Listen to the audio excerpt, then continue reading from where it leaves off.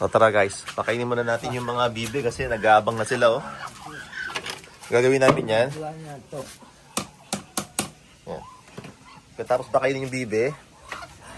Puputulan namin ng pakpak kasi may mga nilagay kami bagong mga bibe dito eh. Ayan, may nabili kasi niya kaya nakakulong muna. Para mamaya kukunin na lang. Ito yung mga dumalaga namin, no? Yung mga bagong bibe, yan. Yan, ang dami. So, baka kasi lumipad. So, kailangan ng putulin. Oh, yan, diba? No? Ang dami niya sa balay. 2, 4, 6, 8, 10. 10 piraso. 12 pala, 12 lahat-lahat. 12. O, sige. Paano puputulan ng pakpak yan? Ito, naputulan na yan eh. Ito na lang kabila.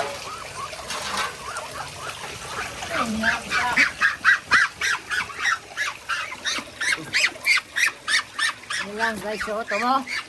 Ito pa putulin ng pakpak, lilipad lang nga rin. Sayang na yung bibi mo. Kaya uunahan natin siya. Dapat gitna yung putol para maganda printing Ito lang yan. yun, oh. Pagputol mo dito, magtitira ka ng 4, yan oh. Para maganda tingnan yung mga yan. Yan lang yan oh.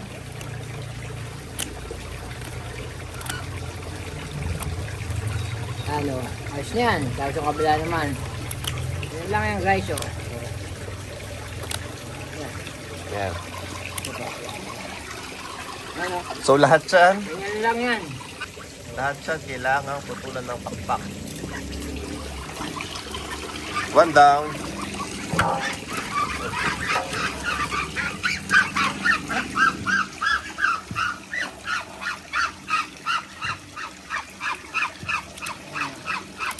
Yan. So kapag pinuputulan yung pakpak, kapaparta ko muna ng tubig to. Kasi ang dumi eh, oh. Kailangan laging bago yan. Everyday, laging pinapalitan.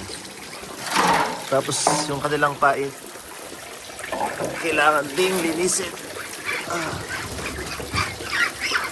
Kailangan ding linisin.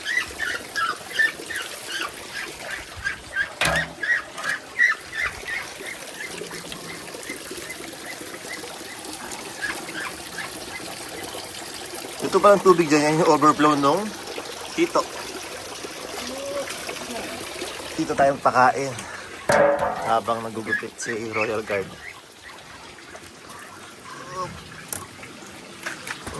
Ang pinapakain na yung mga leftover lang, oh. So, kailangan din alisin yung mga mga dumi, mga kain ng bibe. Dami, oh.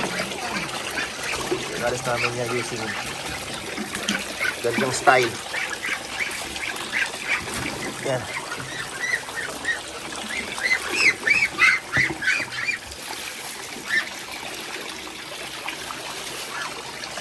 Tapos, lahat ng tubig na tinatapon ko, ayan, lumalabas din sa mangga. Lumalabas sa mangga, kaya lagi ako tatapon ng tubig dito. Ito kasi yung PVC dito, yan, rekta yan sa kanal. Eh, ang gusto ko, nadidiligan yung mangga dun sa labas.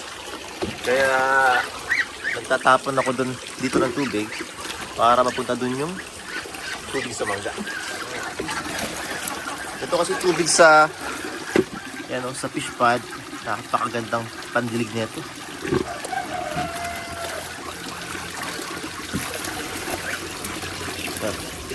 Tapos, bago lagyan ng tubig yan, kailangan muna linisin din. Yan. Kailangan muna din talaga alisin yung dumi. Yan. So, yung malinis na siya, yan, tinakpan ko na. So, hihintay ko na lang na mapuno yung tubig dito. So, ayun siya, medyo patapos na. Meron pa, marami. Nakailang bibi ka na. Marami pa. Dami pa? Marami pa. Kailangan putulan lahat. Sayang lang ang bibi. Kasi lilipat kasi sa kapitbahay. Lumipad. Kung lumipad, hindi na babalik. Hindi na babalik yun pag nakalipad sa labas. Sayang.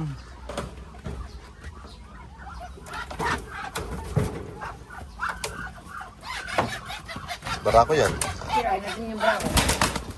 Magpit na yata yan.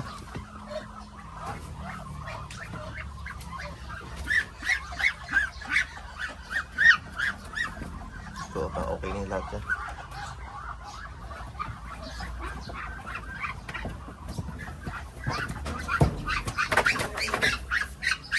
Okay na rin yan.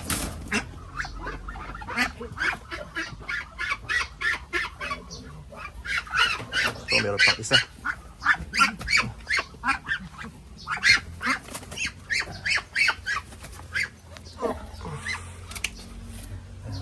Putol ng ano.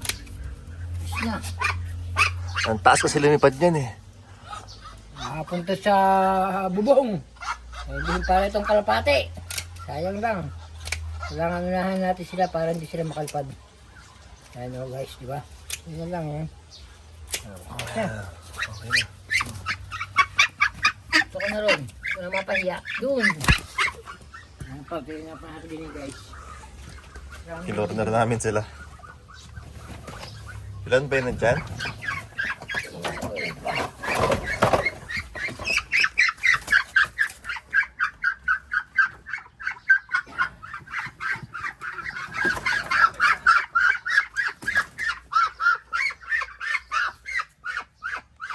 So ganyan lang kadali eh.